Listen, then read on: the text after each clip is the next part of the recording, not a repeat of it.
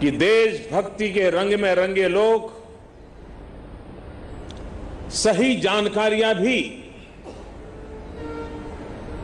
हमारी एजेंसियों तक पहुंचाएंगे ताकि आतंक को कुचलने में हमारी लड़ाई और तेज हो सके। मैं आतंकी संगठनों को और उनके सरपरस्तों को कहना चाहता हूं कि वे बहुत बड़ी गलती कर चुके हैं। बहुत बड़ी कीमत उनको चुकानी पड़ेगी।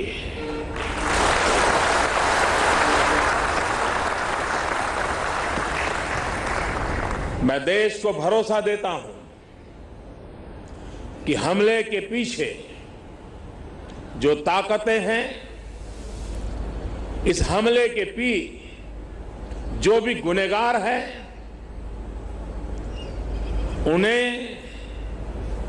उनके किए की सजा अवश्य मिलेगी।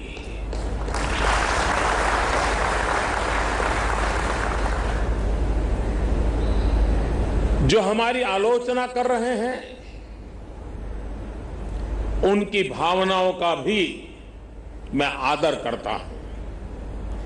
उनकी भावनाओं को मैं भी समझ पाता हूं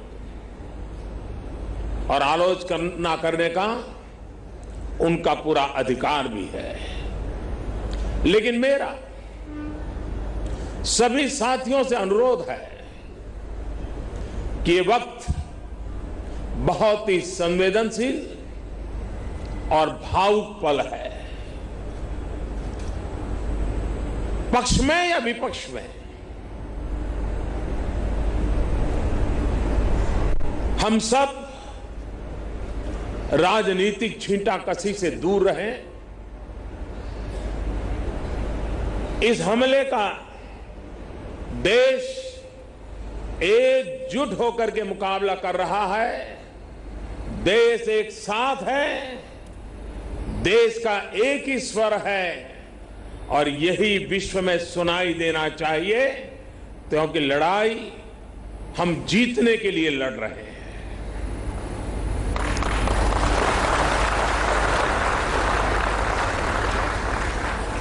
पूरे विश्व में अलग थलग पड़ चुका हमारा पड़ोसी देश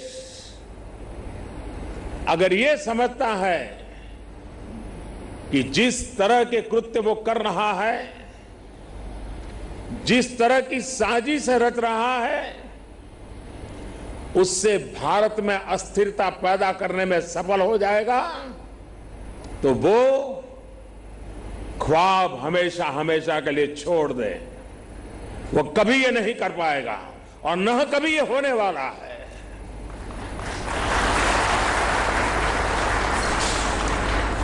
इस समय बड़ी आर्थिक बहाली के दौर से गुजर रहे हमारे पड़ोसी देश को यह भी लगता है वो ऐसी तबाही मचाकर भारत को बदहाल कर सकता है, उसके ये मंसूबे भी कभी पूरे होने वाले नहीं है।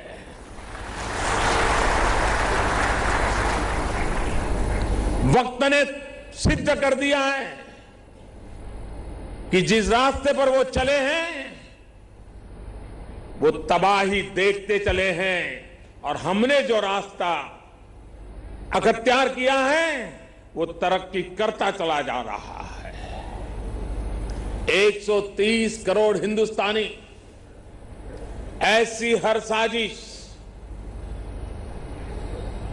ऐसे हर हमले का मुंह तोड़ जवाब देगा।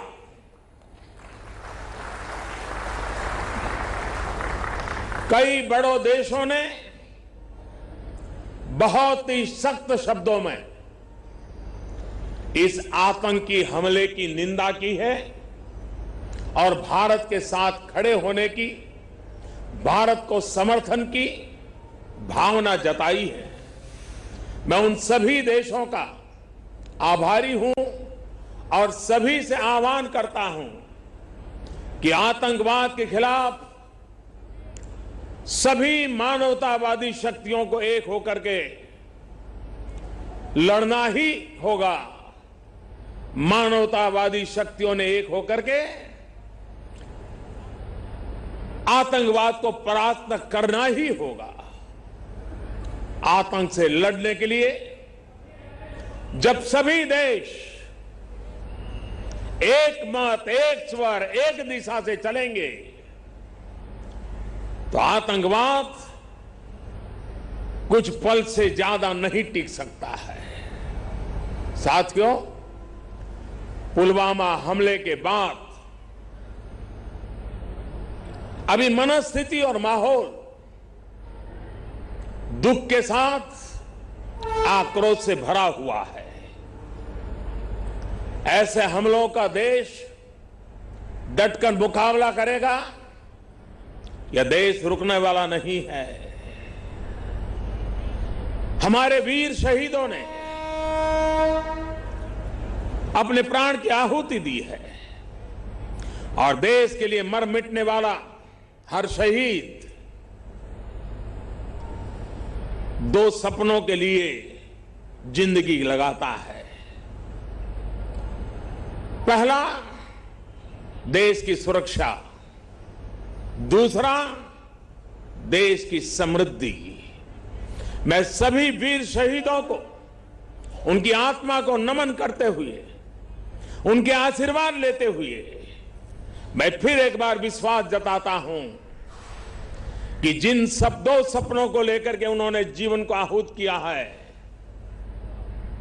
उन सपनों को पूरा करने के लिए हम जीवन का पल पल खपा देंगे।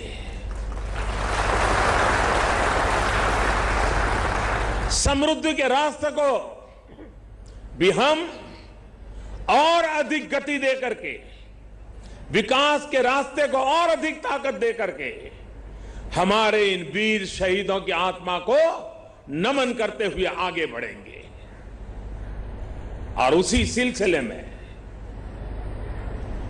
मैं वंदे भारत एक्सप्रेस के कॉन्सेप्ट और डिजाइन से लेकर इसको जमीन पर उतारने वाले हर इंजीनियर, हर कामगार का आभार व्यक्त करता हूं। चेन्नई में बनी ये ट्रेन दिल्ली से काशी के बीच पहला सफर करने वाली है।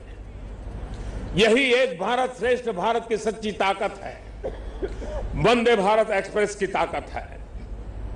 साथियों, बीते 4.5 वर्षों में हमने भारतीय रेल की स्थिति को बहुत ईमानदारी के साथ, बहुत परिश्रम के साथ बदलने का प्रयास किया है। वंदे भारत एक्सप्रेस उन कार्यों की ही एक झलक है।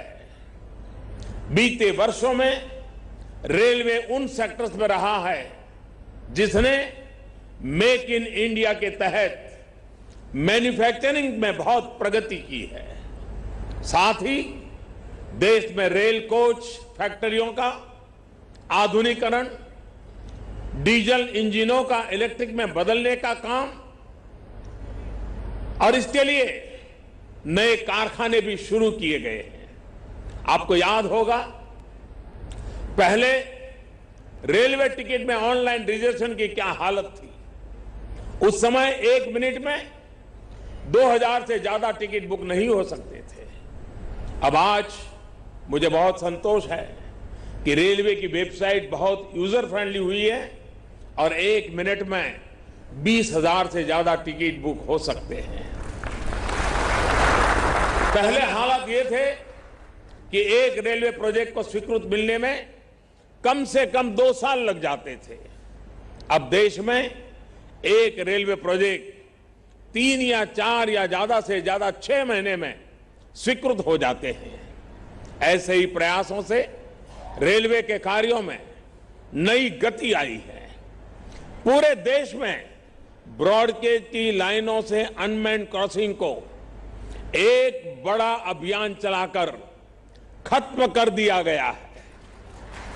अब जब हम सरकार में आए थे तो देश में 8,300 से ज्यादा मानव रहित रेलवे क्रॉसिंग थी। इस वजह से आए दिन हादसे होते रहते थे। अब ब्रॉडगेज लाइनों पर मानव रहित रेलवे क्रॉसिंग खत्म होने से हादसे भी कम हुए हैं। देश में रेलवे पटरियों को बिछाने का